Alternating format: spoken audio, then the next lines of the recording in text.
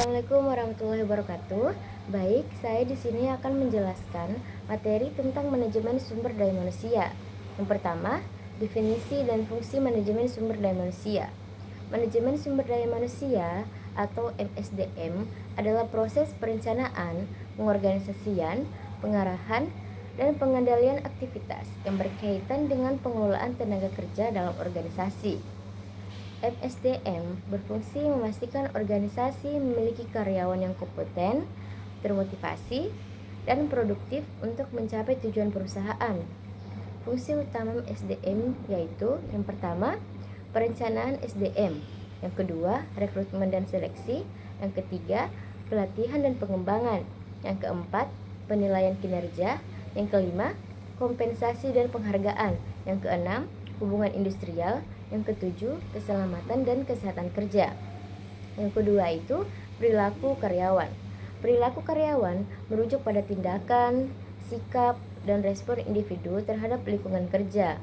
Perilaku ini dipengaruhi oleh nilai, sikap, motivasi, kebutuhan, persepsi, serta budaya organisasi. Perilaku karyawan memengaruhi kinerja individu, produktivitas tim, dan efektivitas organisasi secara keseluruhan. Oleh karena itu, sangat penting memahami ilmu perilaku karyawan agar kinerja karyawan maksimal.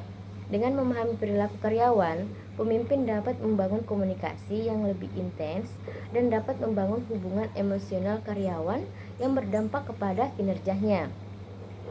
Baik, adapun yang ketiga, mencocokkan pekerjaan dan individu. Mencocokkan pekerjaan dan individu berarti menempatkan karyawan sesuai dengan kompetensi, minat, kepribadian, dan potensi mereka. Pendekatan ini dikenal sebagai person job fit.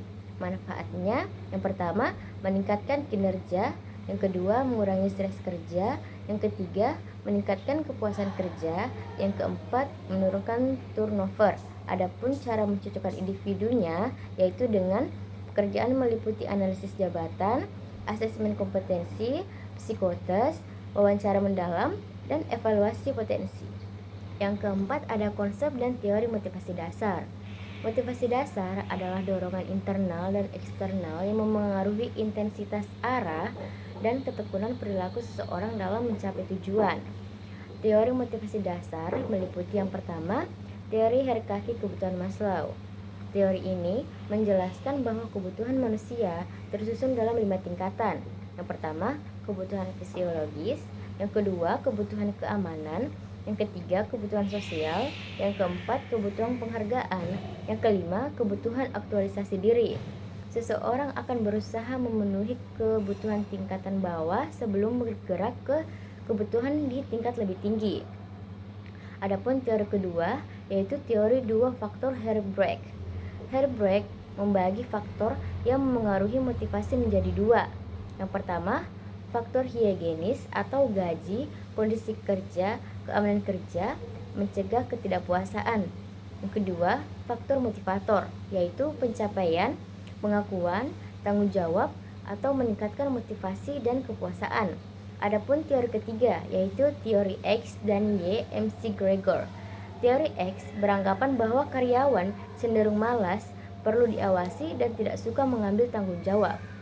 Teori Y beranggapan karyawan kreatif, bertanggung jawab, dan mampu mengatur diri sendiri jika diberi kesempatan. Adapun teori keempat, yaitu teori kebutuhan McClelland. McClelland menyatakan motivasi dipengaruhi oleh 3 kebutuhan utama. Yang pertama, need for achievement. Yang kedua, need for power. Yang ketiga, need for affiliation. Baik, teori yang kelima itu teori ekuitas. Teori ini menekankan pentingnya rasa keadilan dalam hubungan kerja. Karyawan membandingkan input atau usaha, waktu, keahlian dengan output atau gaji dan penghargaan dibandingkan orang lain. Yang keenam itu teori harapan atau ekspektasi teori. Teori ini menyatakan motivasi dipengaruhi oleh 3 hal. Yang pertama, ekspektasi, yaitu keyakinan bahwa usaha menghasilkan kinerja. Yang kedua, instrumentality, yaitu keyakinan bahwa kinerja menghasilkan reward. Yang ketiga, Valence yaitu nilai reward bagi individu. Teori-teori ini membantu memahami faktor yang dapat meningkatkan motivasi kerja karyawan. Yang kelima itu ada meningkatkan motivasi karyawan. Upaya meningkatkan motivasi karyawan dapat dilakukan melalui beberapa strategi. Yang pertama, memberikan penghargaan dan kompensasi yang kompetitif. Yang kedua, menyediakan kesepakatan pengembangan karir. Yang ketiga, meningkatkan komunikasi dan keterlibatan karyawan. Yang keempat, menyediakan lingkungan kerja yang aman dan nyaman. Yang kelima, memberikan umpan balik yang konstruktif. Yang keenam, memberikan fleksibilitas kerja. Yang ketujuh, membangun budaya kerja yang positif. Motivasi karyawan yang tinggi meningkatkan produktivitas, kreativitas, loyalitas, dan kepuasan kerja.